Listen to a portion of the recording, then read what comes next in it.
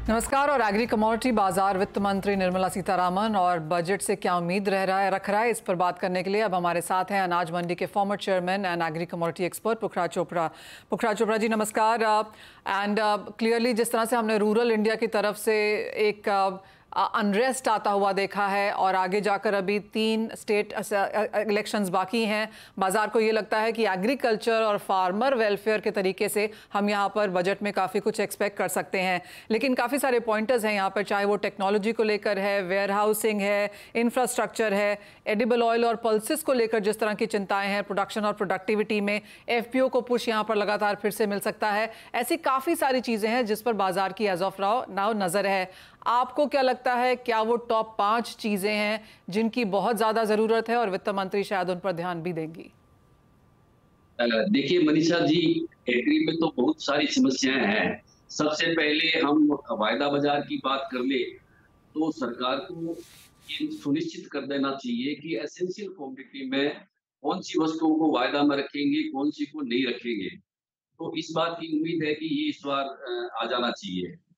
दूसरा मनीषा जी, किसानों से हम ले तो बूंद बूंद सिंचाई योजना का प्रचार तो बहुत है, पर इस बजट से ये उम्मीद है कि इसके अंदर डीकी और पाइपलाइन की जो सुविधा होती है वो सरकार देगी, उस पे अनुदान देगी, जिससे इस योजना को लागू किया जा सके। दूसरी बात है ये फसल बीमा का सरलीकरण।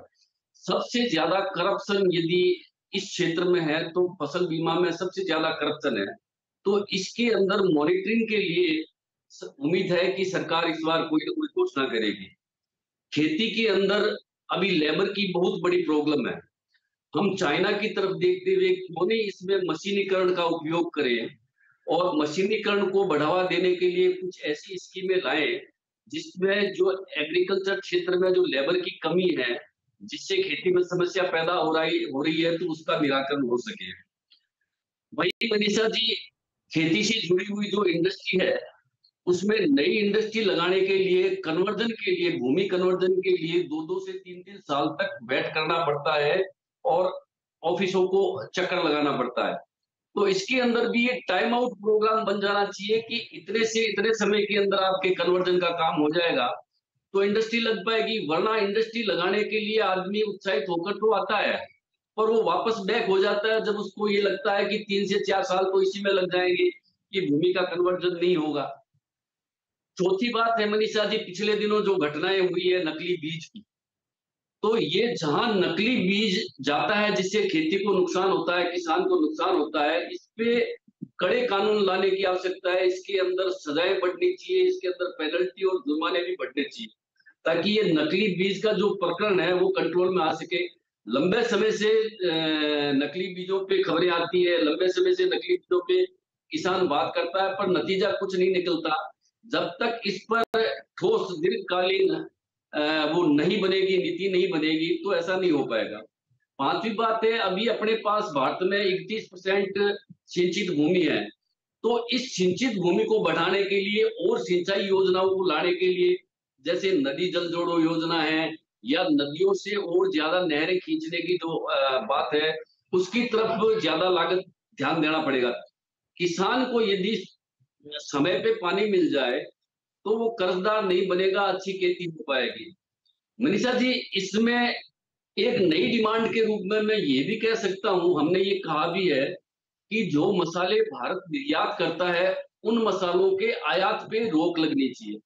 जैसे जीरा कभी आयात हो जाता है चाइना से, जैसे धनिया कभी बुल्गारिया से, रसिया से आयात हो जाता है, तो मसालों के आयात पे यदि रोक लगेगी तो यहाँ के किसान को अच्छा पैसा मिलेगा और भारत से निर्यात को भी बराबर बढ़ावा मिलेगा। इसमें जो सबसे महत्वपूर्ण बात है, जो पिछले दिनों में तेजी मंदी का कारण बनी है, वो मनीषा जी वायदा बाजार को लेकर ही बनी है कि वायदा बाजार के अंदर एसेंशियल कमोडिटी का बार बार हटना और आना, इस पे एक निश्चित घोषणा वित्त मंत्री को करनी पड़ेगी। मनीषा जी, जहां नई इंडस्ट्री को बढ़ावा देने के लिए उसको टैक्स में 5 साल के लिए छूट दी जाती है, उसी तरह पुरानी जो इंडस्ट्री जो बेकार हो रही है, जो किसी कारणों से बंद हो रही है या जिनका चलन नहीं हो रहा है, उनको वापस खड़ी करने के लिए सरकार की तरफ से सब्सिडी या कोई ऐसा प्रोग्राम देना चाहिए ताकि नई इंडस्ट्री खड़ी होके आ सके। वैसे निर्मला सीतारमण से बहुत सारी उम्मीदें हैं जी हाँ। और क्योंकि इस बार सरकार भी संकट से बन पाई है, यानी बहुत कम मार्जिन से जीत के आए हैं, तो निश्चित रूप से कुछ ऐसी योजनाएं लागू होगी जो अगले 5 साल तक कायम रहकर कुछ मजबूती प्रदान करेगी। फिर एब्सोल्युटली। आने वाले समय में विधानसभा चुनाव है, उनको देखते हुए भी उन क्षेत्रों के लिए कुछ लोकप्रिय घोषणाएं मनीषा जी हो सकती है, तो वो एक क्षेत्रवार की बात होगी। जी। पूरे भारत के नजरिए से हम एग्री कम्युनिटी के लिए या खेती के लिए देखें तो मूल बात वही है जो मैंने कही है। जी हाँ, और आपने टॉप 5 to 7 चीज़ें यहाँ पर कही हैं जो काफ़ी इंपॉर्टेंट रहेंगी आगे जाने के समय पे। और जैसे आपने कहा कि पिछला 1-1.5 साल यहाँ पर काफ़ी मुश्किल बीता है, जहाँ तक किसानों की बात है, प्राइसेस हैं, ट्रेड और इंडस्ट्री भी जो एग्रीकल्चर से जुड़ी हुई है, उनके सामने भी काफ़ी दिक्कतें रही हैं। तो आशा यही है कि इसको काफ़ी हद तक ईज आउट किया जाएगा। अजय, आपसे भी जानना चाहेंगे कमोडिटी डेरिवेटिव में जो चिंता है, जैसे पुखराज जी ने भी कही कि ये जो बैन होना एसेंशियल कमोडिटीज का एक क्लियर कट यहाँ पर अगर एक सेंस आ जाए कि कैसे वो इसको ट्रीट करने वाले हैं एग्री को, तो काफ़ी एक ईज यहाँ पर आ जाएगी। लेकिन इसके अलावा भी मुझे पता है आपके पास एक लंबी लिस्ट है। CTT I am assuming top of the list यहाँ पर है, लेकिन आपकी अगर टॉप 5 मांगे हो वित्त मंत्री से ताकि हम आसानी से ये काम कर सकें, तो वो क्या है? देखिए, वैसे लिस्ट तो काफी लंबी है डेफिनेटली, और काकोजा ने ऑलरेडी काफी चीजें ले ली है, क्योंकि देखिए एग्री मार्केट है बहुत बड़ा और है बहुत छोटा भी, क्योंकि लिमिटेड चीजें जैसे सीटीटी डेफिनेटली आज मोटा मोटी 10 साल हो गए हैं, क्योंकि इससे कॉस्ट बढ़ रहा है। आज हम देखते हैं जब हम बड़े कॉर्पोरेट से बात करते हैं हेजिंग के लिए, तो वो इंटरनेशनल मार्केट को प्रेफर इसलिए करते हैं कि कॉस्टिंग काफी वहां पे कम है। तो मुझे लगता है इसको रिव्यू करना चाहिए। सेकेंडली, 10 सालों में कमोडिटी के भाव ही इतने ज्यादा बढ़ चुके हैं कि जो कॉस्टिंग आज से 10 साल पहले हुआ करती थी उससे ज्यादा एलोबरेट होकर बढ़ रही है। इसके अलावा मुझे लगता है कि जैसे ऑप्शंस ऑन गुड्स थे पहले, अब ऑप्शन ऑन फ्यूचर आ चुके हैं, तो अभी भी मुझे लगता है फार्मर्स को और थोड़ा पुश करने की जरूरत है। जहां पे हम एमएसपी की बातें कर रहे हैं, फार्मर को एक अश्योरिटी की बातें कर रहे हैं, तो उनको कैसे हम इस दायरे में लेके आए कि फ्यूचर पे पुट लेके वो इंश्योरेंस ले सकते हैं। आईजीएसटी को लेकर, जीएसटी को लेकर भी कुछ कर रहे हैं, बट मुझे लगता है एग्री इंफ्रास्ट्रक्चर, सीटीटी और जो पार्टिसिपेशन एफपीओ का है एक्सचेंज के ऊपर, या कॉर्पोरेट्स को भी अगर अपना प्रोक्योरमेंट प्लान बनाना है तो they can use derivative product या एक्सचेंज के प्रोडक्ट्स को यूज करके कैसे उसको बेनिफिट ले सकते हैं। तो ये कुछ मुझे लगता है कि रिक्वायरमेंट जरूरी है, और होप कि इस बजट में अगर एग्रीकल्चर में ऑलरेडी गवर्नमेंट का जो कंसर्न्स है पिछले 2 सालों में काफी बड़ा है, तो मुझे लगता है इस बार कुछ नया सुनने मिल सकता है इस बार बजट के अंदर। और जहां तक दायरा बढ़ाने की बात है जो, उसे आप कैसे देखते हैं? क्योंकि अभी भी बाजार को इंतजार यही है, जैसे कि आपने कहा कि 10 साल से हम सीटीटी के साथ तो अटके ही हैं, लेकिन इतने समय में इवन एज सेबी ने और सरकार ने यहां पर नए पार्टिसिपेंट्स को अलाउ किया है, लेकिन इंस्टीट्यूशनल पार्टिसिपेंट्स अभी भी मिसिंग हैं। नहीं, बिल्कुल, मैं काफी ना फाइनेंशियल प्लेयर के साथ जब बात करते हैं तो हम देखते हैं कि नए एसेट्स क्लास की बात होती है, but commodity as a asset class अभी तक देखा नहीं गया।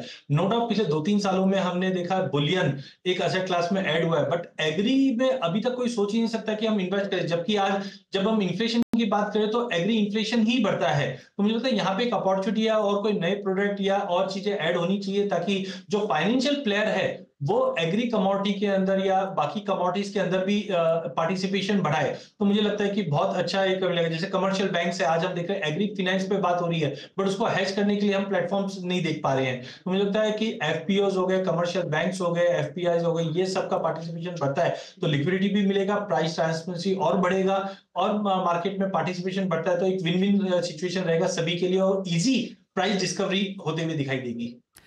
जी हाँ, तो चाहे वो सीटीटी है, वेयरहाउसिंग है, सेइंग है, माफ़ कीजिए, नए पार्टिसिपेंट्स को यहाँ पर लाना है और इकोसिस्टम को यहाँ पर बढ़ावा देने की बात है, वो सारी चीज़ें एक्सपेक्टेड हैं इस बार कमोडिटी से। तो काफ़ी कुछ होगा यहाँ पर, agriculture, farmer welfare, FPOs, commodity derivatives, किस तरह से इसको सरकार पुश करती है, देखना काफ़ी इंटरेस्टिंग रहेगा। लेकिन बहुत शुक्रिया पुखराज जी, अजय, आप दोनों का ही साथ जुड़ने के लिए और बहुत बेहतरीन तरीके से उसकी एक सेंस बनाने के लिए कि क्या कुछ यहाँ पर इंडस्ट्री के लिए कामगार रह सकता है। इसी के साथ